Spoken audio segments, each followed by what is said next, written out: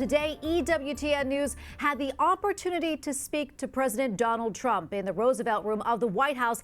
I asked him about the vandalism to Catholic churches and the reopening of schools. But we start with the economy.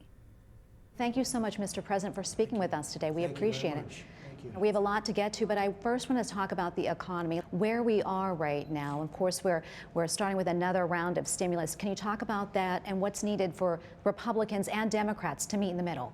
So we had the greatest economy in the history of the world, not only in our country, in every country. We were beating China, beating everybody. They were having the worst economy they've had in over 67 years. So we were doing with the tariffs and all the things that I was doing. And then we had to close it up. It came from China. They should have stopped it. They could have stopped it, but they didn't. They stopped it from going into their country, but they didn't stop it from here, Europe, or the rest of the world. And we had to close it up, and we did that.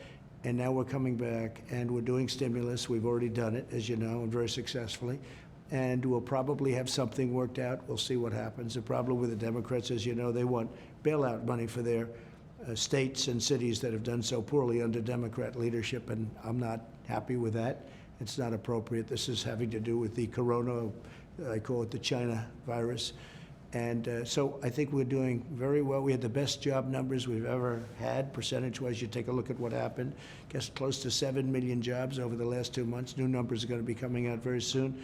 We're back. We're doing very well. I think next year is going to be one of the best years we've ever had, and it looks very, very strong. Looking forward to the third quarter, how do you anticipate that looking? I think the third quarter is going to be good. I think it's going to be good. I think the fourth quarter is going to be very, very good. But we're just coming out of something that we had no choice. We saved millions of lives by closing. If we didn't close it up, you would have lost millions of lives. And by closing it, I mean, we've done a really good job. The ban on China was very important. We banned people coming in highly infected, and we banned people from coming in from China and then from Europe. We did the ban on Europe. Very important. It really, I think, is going to be, I think we're going to have a very special economy in about for next year. But I think third quarter actually is going to be very good. A lot of things shut down, including churches. Let's talk about that and the importance of reopening churches. I know you've talked about that. I think they should open the churches. It's up to the governors, but I think, and I'm recommending it, you open the churches. They'll spread. They'll be socially spread. They'll have masks. And they'll do what they have to do, you know, the hygiene and everything else that we know. It's a very simple list. But I think it's very unfair that they have, I saw Jim Jordan the other day talking about it very well, that they have 50,000 people protesting, and they're standing on top of each other practically, and yet you're not allowed to go to church, you don't go to schools. We want to open our churches, we want to open our schools, and everybody wants to be safe. They know what to do. They'll stay away, and, you know, won't be the same way. Maybe you'll have an extra service or 2 or 3, but they have to let the churches open. They want to put, I'm going to tell you, the Democrats want to put them out of business. They want to put the churches out of business. And it's very unfair. So they don't complain about the protests, which are horrible in many cases. You look at Portland, it's a disaster. But they don't want the churches open. They don't want the schools open. They don't want offices open. So it's a very unfair situation to a lot of people.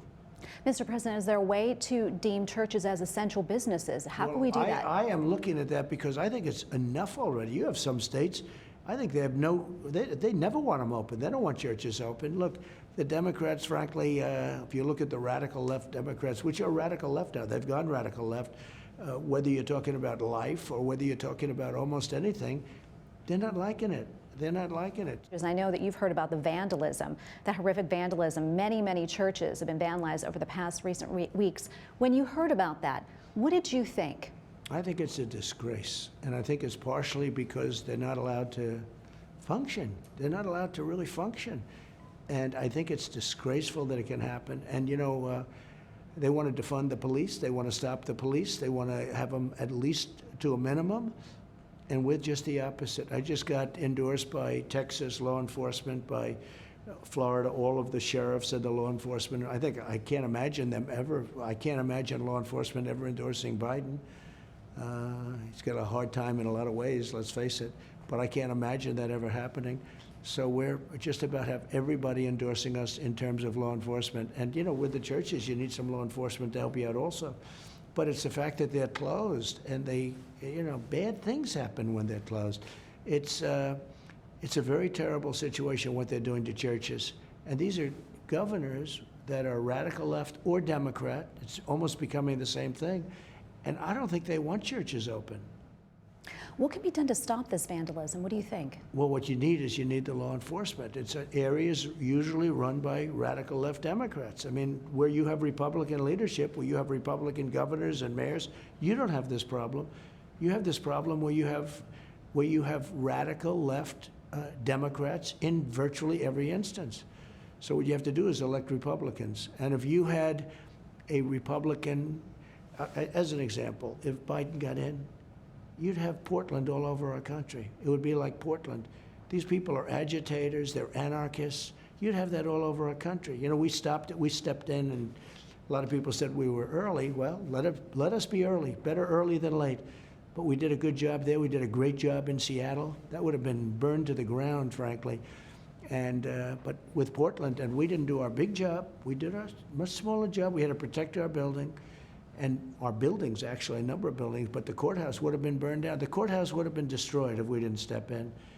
People said, oh, we went early. Well, if we didn't go then, the courthouse would have been destroyed because Seattle was not protecting it.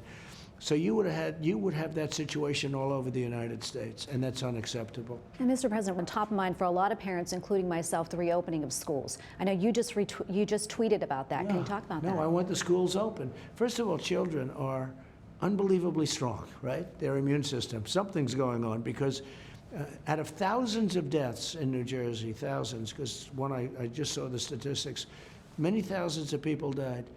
One person under the age of 18, and that was a person I believe had diabetes on top of everything. So children just are, I guess I heard one doctor say virtually they're immune from it. They have a very strong something, and they are not affected, and we have to open our schools. You know, there's a big danger to keeping people locked in, and they're also finding it's wonderful to use computers, but it's not a great way of learning. They now know that it's much better to be with a teacher on campus or in a school. That's much better than looking at a computer all day long. So we have to get our schools open. We have to get them open soon. And if there was one message you wanted to say to our viewers, what would it be right now? Well, I think anybody having to do with, frankly, religion, but certainly the Catholic Church, you have to be with President Trump. When it comes to pro-life, when it comes to all of the things, these people are going to take all of your rights away, including Second Amendment, because, you know, Catholics like their Second Amendment. So I saved the Second Amendment. If I wasn't here, you wouldn't have a Second Amendment. And pro-life is your big thing, and you won't be on that side of the issue, I guarantee, if the radical left, because they're going to take over. They're going to push him around like he was nothing. Well, thank you so much, Mr. President. Thank you very much. And the president also told me that he speaks regularly to Catholic leaders, including New York's Cardinal Timothy Dolan. EWTN News Nightly has reached out to the Joe Biden campaign for an interview. Stay tuned.